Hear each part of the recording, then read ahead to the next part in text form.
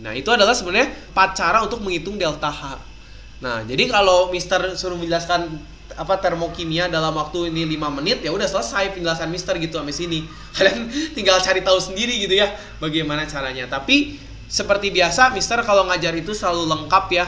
Jadi sekarang kita pelajari satu-satu bagaimana masing-masing cara menghitung delta H. Kita mulai dulu dari yang menghitung dengan metode kalorimeter ya, kalorimeter. Dimana pada kalorimeter tuh apa sih? Untuk mencari delta H pada kalorimeter itu rumusnya gampang. Tinggal min Q per N. Udah, ini aja nih rumusnya nih. Delta H itu adalah banyaknya kalor per mol. Per mol. Udah selesai. Secara umum mencari delta H-nya tinggal banyaknya kalor dibagi mol. Nah, sekarang kita lihat kalor ini ada banyak mencarinya. Yang pertama ada yang disebut dengan kalorimeter, tapi kalorimeternya yang sederhana, kalorimeter sederhana. Yang kedua ada kalorimeter yang disebut dengan kalorimeter bom. Wah, bukan bisa meledak ya, enggak bisa meledak kalorimeternya gitu ya, kalorimeter bom. Nah, kalorimeter bom ini harganya mahal guys. Kalau Mister nggak salah, Mister pernah searching harganya 40 juta satu alat. Waktu di ITB kalau nggak salah Mister pernah lihat alatnya gede, oh keren banget itu. Begitu lihat harganya bisa beli satu motor NMAX gitu ya atau PCX, wah langsung deg-degan itu lihat alatnya gitu ya. Itu disebut dengan kalorimeter bom. Yang kedua adalah kalorimeter sederhana. Kalorimeter sederhana ini bisa kalian buat misalnya pakai dulu kalau di sekolah mungkin yang sekolahnya ada praktikum suruh bawa cup pop mie. Aduh, pop mie nyebut merek. Cup ya memang mereknya pop mie sih yang terkenal ya. Kalau bisa sebut cup apa yang kalian tahu enggak tahu ya? Yang ya pokoknya cup mie instan gitu ya. Cup mie instan, terus kalian tuh waktu itu disuruh bawa styrofoam ya. Suruh bawa styrofoam, nanti di sekolah nanti ditusuk pakai termometer ya, ditusuk pakai termometer, nanti di sini kasih reaksi, nanti bisa dilihat perubahan suhunya gitu ya. Itu adalah kalorimeter sederhana. Kalau kalorimeter bom, dia dari besi. Dari besi ditutup sampai serapat mungkin. Jadi sampai kalau pada kalorimeter sederhana masih ada yang memungkinkan untuk keluar panasnya, nggak maksimal. Apalagi kalau kita bikinnya kan pakai styrofoam, alat seadanya, bikin lubangnya juga mungkin ada celah gitu ya. Sedangkan pada kalorimeter bom ini bener-bener rapet, gak ada yang bisa keluar, gak ada yang bisa masuk ini. Bener-bener murni, makanya ini harganya mahal ya. Untuk membuat sesuatu yang seperti ini, Mister tahu pasti sangat sulit gitu ya. Nah, untuk kalorimeter sederhana, kita menganggap si Q kalorimeternya ini sama dengan sistem, atau dengan kata lain Q kalorimeternya bernilai 0. Sehingga rumus untuk mencari Q-nya itu cukup kita peroleh dari M kali C kali delta T. Gitu ya. M itu seperti kayak di fisika ya, massa, C itu adalah kalor jenis, dan delta T itu adalah perubahan suhunya. Ketika sebelum kalian reaksiin suhunya berapa, sesudah kalian reaksiin suhunya berapa. Ini adalah selisih suhunya. Nah, tapi berbeda ketika di soalnya ada kata kalorimeter bom. Kalau kalorimeter bom, Q-nya itu adalah Q. Ini tuh namanya sebenarnya Q reaksi ya.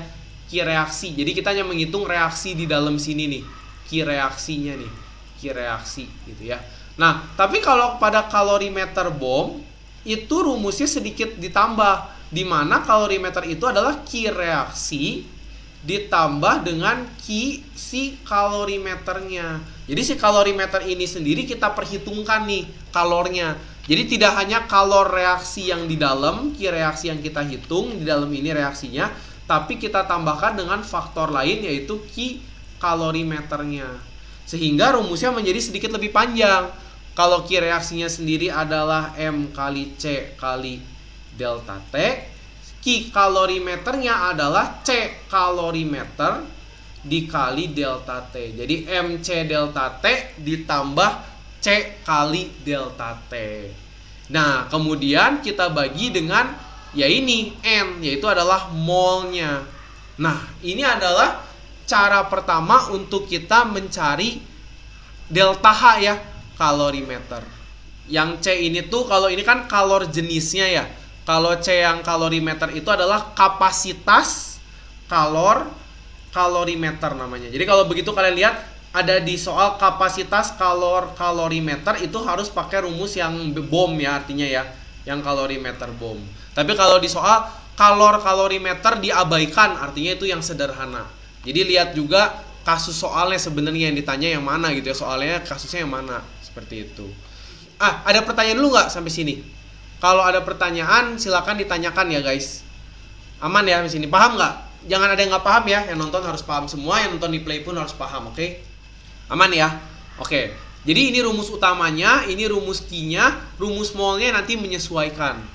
Gitu ya. Nah, sekarang kita coba dulu soal yang pertama tentang kalorimeter. Nih, soal yang pertama adalah soalnya ini nih.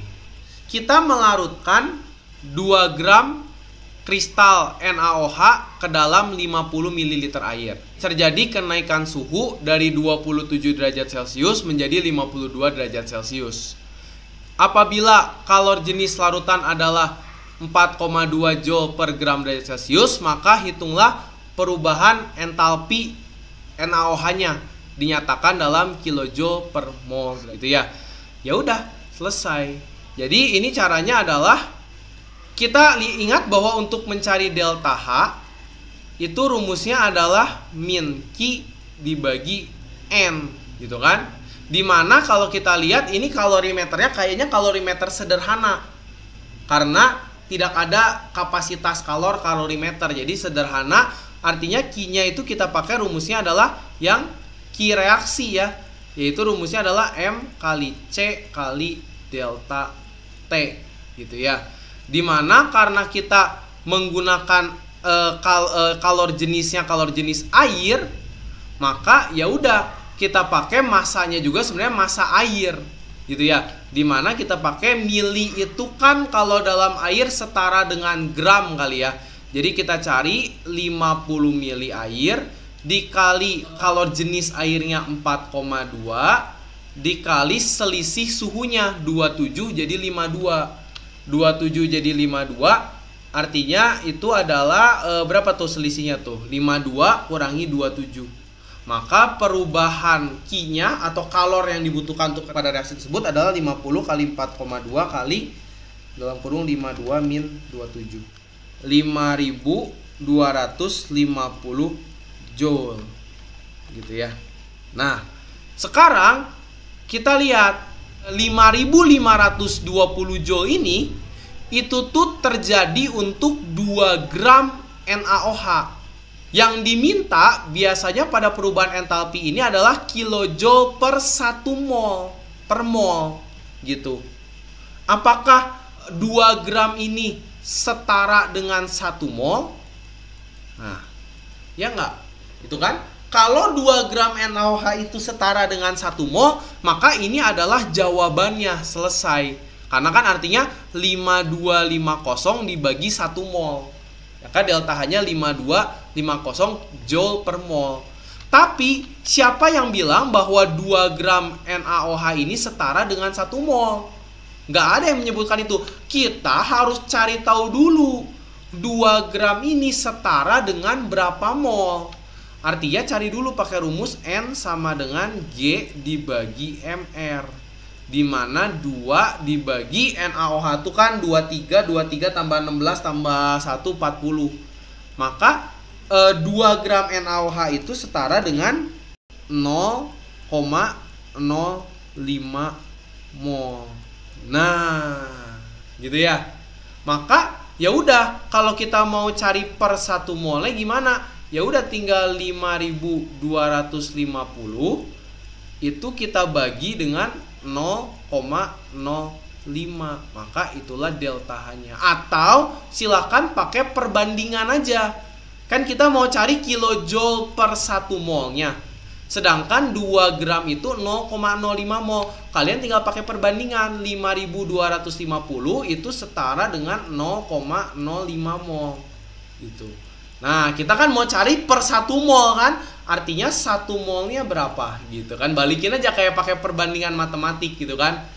Maka ya 1 molnya berapa tuh? 0,05 biar jadi 1 kali berapa sih? Kali 20 ya. Kali 20 kan?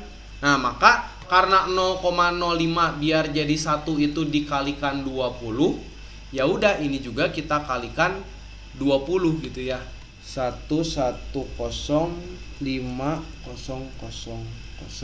Oke, kalau kita lihat ini bisa nggak ya? Kalau delta H-nya kan 5250 bagi 0,05, maka delta H-nya tuh sebesar 105.000 joule. Nah, ini dulu, cari dulu delta H-nya.